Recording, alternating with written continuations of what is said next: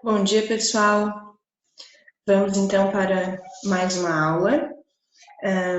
Hoje nós vamos dar continuidade ao assunto da aula passada, onde trabalhamos língua portuguesa, relembramos o que é verbo, trabalhamos a pessoa do verbo e concordância verbal. Também falamos sobre tipos de narradores, né? Relembramos. Então, eu gostaria que vocês pegassem o livro de atividades na página 21. A professora vai compartilhar aqui na tela para ficar mais fácil, para ficar melhor, né? Vamos aumentar aqui, dar um zoom.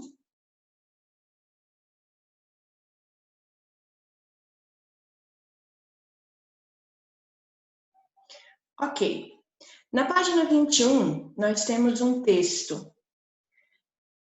É um trecho de uma reportagem que nós já lemos, né? Já trabalhamos. Então, vamos lá.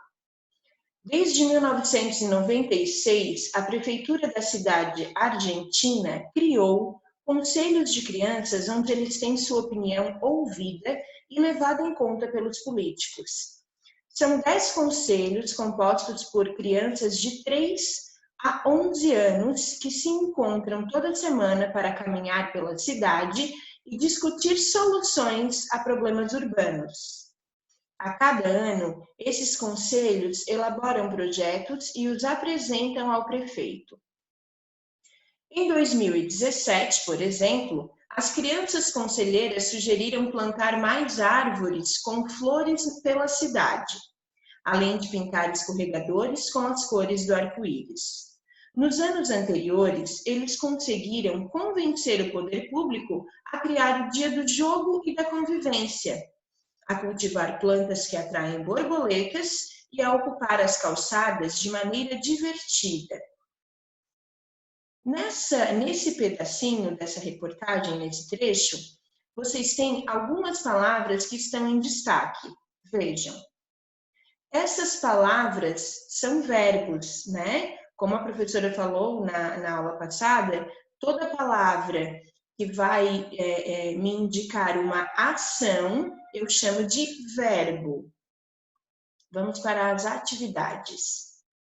Escreva ao lado dos verbos a que palavras eles estão se referindo nesse trecho. Então, o verbo criou, a que ele está se referindo, né? Quem criou? Olha só. Desde 1996, a prefeitura da cidade argentina criou. Quem criou? A prefeitura da cidade argentina.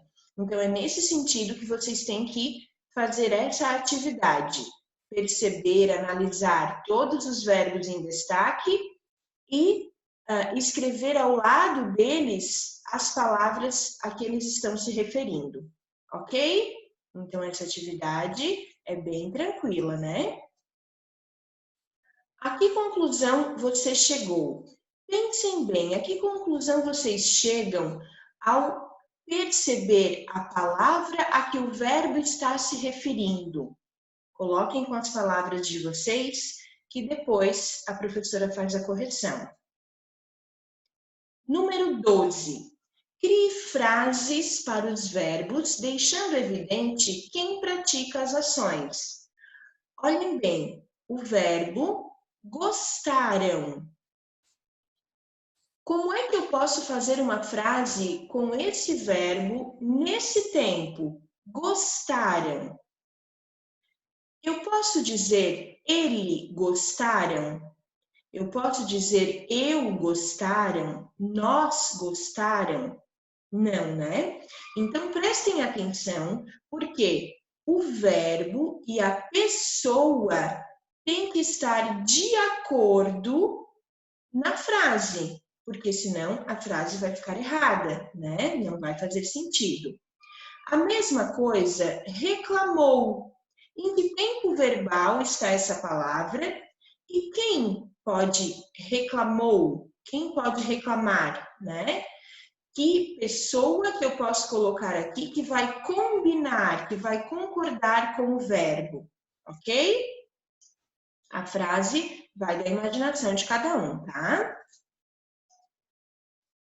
Depois, na próxima página, nós temos uma crônica, dando continuidade, então, ao estudo das crônicas, certo? Então, nós já vimos que a crônica é um texto escrito para fazer as pessoas refletirem, né?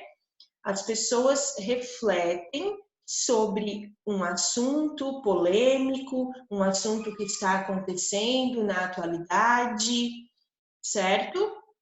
Vamos ver sobre que assunto está falando essa crônica, que é de Fernando Bonassi, foi escrita para a Folhinha. O nome da crônica: Medo é o maior barato. Às vezes, a gente tem tanto medo que fica durinho e nem consegue se mexer. Isso nunca aconteceu com você? Não vai dizer que nunca ficou com medo. Eu não acredito em quem diz que nunca teve medo. Eu acho que medo é importante, porque ajuda a tomar cuidado e tudo. Imagine só, se a gente não tivesse um pouco de medo de atravessar a rua e fosse atravessando sem olhar, uma hora ou outra ia acabar quebrando a bunda. É ou não é? Mas o mais legal do medo é que ele pode ser divertido. Você nunca ficou ouvindo histórias que dão medo? Meu tio Antônio é super bom em contar histórias assim. Por exemplo, ele mora no interior e outro dia jurou para mim que viu um chupacabra. Chupacabra seria assim como um lobisomem que ataca os animais da fazenda por aí. Ele disse que era bem de noite e estava no pasto procurando um boi que tinha sumido, quando uma nuvem escondeu a luz da lua. Ele deu de cara com um monstro peludo e cheio de dentes afiados. Era o chupacabra e estava até com soluço. O meu tio achou que era porque o monstro tinha jantado o boi dele. Meu tio não perguntou nada, deu um grito e saiu correndo. Eu não sei se chupa-cabra existe, mas fiquei super ligado na história do tio. Aprendi que o medo pode ser o maior barato.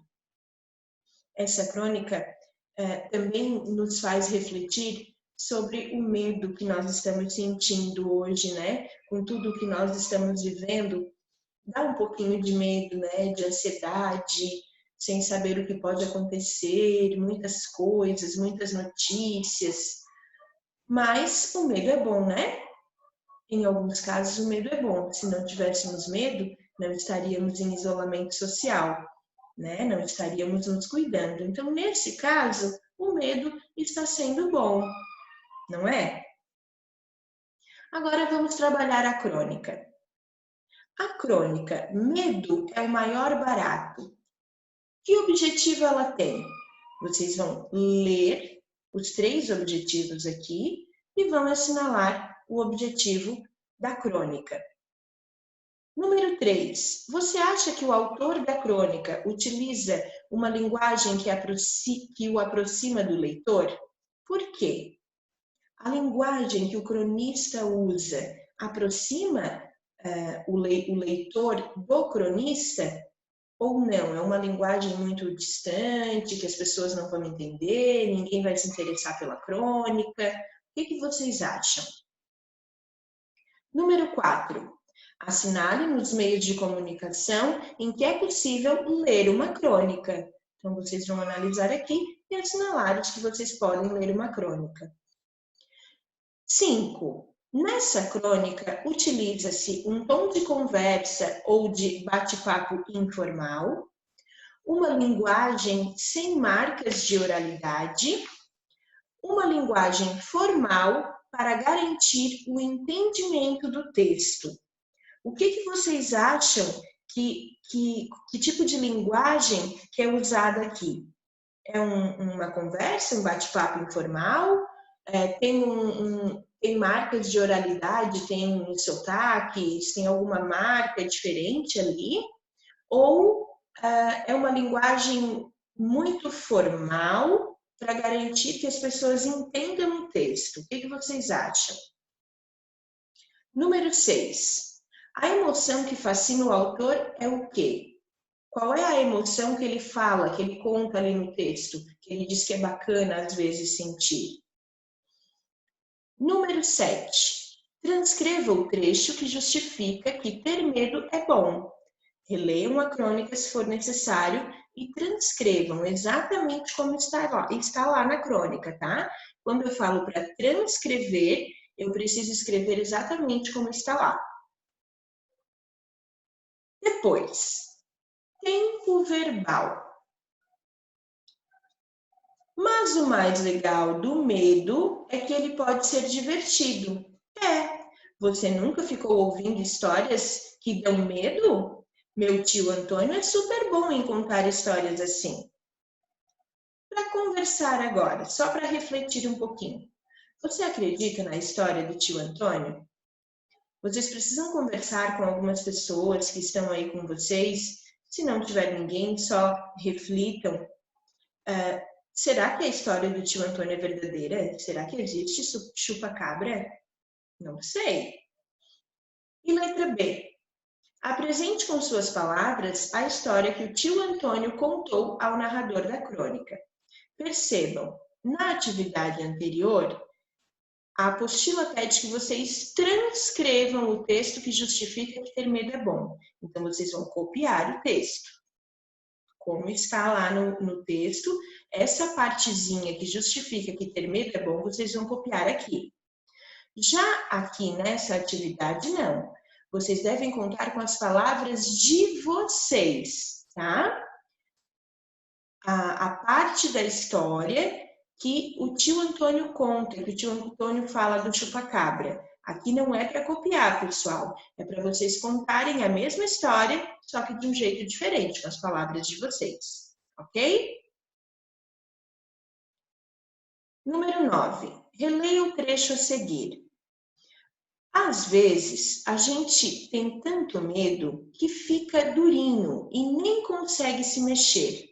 Isso nunca aconteceu com você? Não vai dizer que nunca ficou com medo? Eu não acredito em quem diz que nunca teve medo. Eu acho que medo é importante, porque ajuda a tomar cuidado e tudo. Olhem bem, algumas palavras estão em destaque. Essas palavras são verbos. Qual o tempo verbal dessas palavras? Presente, passado ou futuro? Pensem bem e assinalem a resposta correta. Número 10. Releia esta frase e depois assinale a resposta correta. Ele disse que era bem de noite e estava no pasto, procurando um boi que tinha sumido. Aqui eu tenho verbos, mas eu não tenho verbos destacados. Então, vocês vão procurar os verbos, vão analisar a frase e vão ter que dizer como estão aparecendo os verbos ali. Se é no plural, se é no singular, ou se tem verbos que aparecem no plural e verbos que aparecem no singular, ok? Aqui é uma atividade bem interessante. Primeiro, lá no final da apostila de vocês, vocês sabem que vocês têm o material de apoio. Desculpa, não é na apostila, é no livro de atividades. No material de apoio, vocês têm duas figuras e vocês vão ter que colar aqui. Escolham uma delas e colhem aqui. Uma é uma imagem da história da Branca de Neve e os Sete Anões, e a outra é uma imagem que aparece um navio pirata, uma ilha, um baú cheio de tesouros, tá? Então, escolham e colhem aqui. Depois que vocês estiverem já com a figura colada, vocês têm que escrever uma história relacionada com a imagem, tá? Para isso, você pode usar alguns verbos no futuro indicados a seguir. Vejam bem, vocês têm um quadro aqui com alguns verbos, tá? Vocês devem usar alguns desses verbos. Eu aconselho a usar no mínimo 4 verbos desse quadro, certo? importante, esses verbos estão no futuro. Então, por exemplo, andarão. Professor, eu posso colocar andaram? Não, não pode. Isso é um treino mesmo. Vocês devem escrever aqui, fazer uma produção textual relacionada à figura, mas usar os verbos como aparecem aqui. Escolham no mínimo 4 e façam a produção textual de vocês. Claro que vocês podem usar outros verbos, né? Mas tem que usar daqui pelo menos 4, ok? Na próxima página, a mesma coisa. Colhem a outra imagem e façam a mesma coisa. Só que aqui os verbos são diferentes e estão em um tempo verbal diferente. Aqui eles estão no passado, certo? Mesma coisa, façam a produção textual de vocês de acordo com a imagem, usando pelo menos 4 verbos que estão aqui. E tem que usar como eles aparecem no passado, certo? Muito bem. Essas são as atividades de hoje. Só lembrando, o que aqui nós estamos exercitando? O que é verbo, relembrando o que é verbo, tá? O tempo verbal, presente, passado, futuro. A pessoa do verbo, a primeira, a segunda e a terceira pessoa, que são eu, tu, ele ou ela, primeira, segunda e terceira pessoa do singular. Nós, vós, eles ou elas, primeira, segunda, terceira pessoa do plural, tá? Agora, para a tarefa de vocês, vocês irão trabalhar os tipos de narrador, certo? Então, relembrando, narrador é aquele que conta a história, que narra os acontecimentos. Ele pode ser narrador personagem, que vai estar em primeira pessoa. Um dos personagens narra a história. Então, é como o exemplo que eu dei para vocês ontem, né? Se eu fosse a Chapeuzinho Vermelho e eu fosse narrar a história. Então, eu digo, eu vou colher flores, eu vou levar para a casa da vovó, enfim. Eu me coloco como personagem e ainda narro a história, tá? E o narrador observador é aquele que conta a história sem participar dela. Então, ele vai estar em terceira pessoa, ele sempre vai se referir a um personagem como eles, elas, ele, ela, tá? Ele nunca vai se colocar na história, tá bom? Só relembrando, porque isso nós, inclusive, já fizemos avaliações e tudo, né? Releia o trecho a seguir. Eu não acredito em quem diz que nunca teve medo. Eu acho que medo é importante porque ajuda a tomar cuidado e tudo. Nessa crônica, o narrador faz um relato de uma situação que lhe causou medo. Que situação é essa, né? Qual é o relato que ele faz? Que tipo de narrador essa crônica apresenta? Analisem bem e respondam. Como foi possível identificar quem conta a história na crônica lida? Apresente um exemplo que comprove a sua resposta. Dá para identificar o narrador? Dá para identificar quem conta a história? Como que vocês identificaram? Letra D.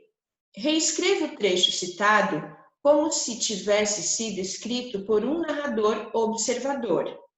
Então, aqui, o narrador, ele participa da história, olha só. Eu não acredito em quem diz que nunca teve medo. Eu acho que medo é importante porque ajuda a tomar cuidado e tudo. Então, ele está se colocando como personagem. Agora, como eu reescrevo essa parte sem ser um narrador personagem? Eu vou narrar a história de outra pessoa. E letra E. Em sua opinião, o modo de contar essa crônica seria diferente se o narrador fosse observador? Por quê? Aqui, então, a apostila pede o livro de atividades pede a opinião de vocês, certo?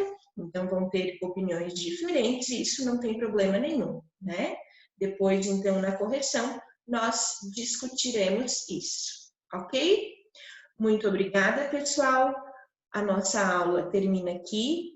A professora gostaria de desejar para vocês uma feliz Páscoa, com muita saúde, e que com tudo isso que está acontecendo conosco, que nós possamos pensar no verdadeiro significado da Páscoa, né?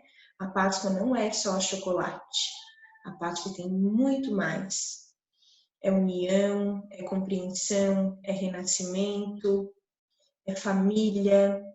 Então, façam dessa Páscoa uma Páscoa diferente, certo? Um grande abraço e muita saúde para vocês. Feliz Páscoa!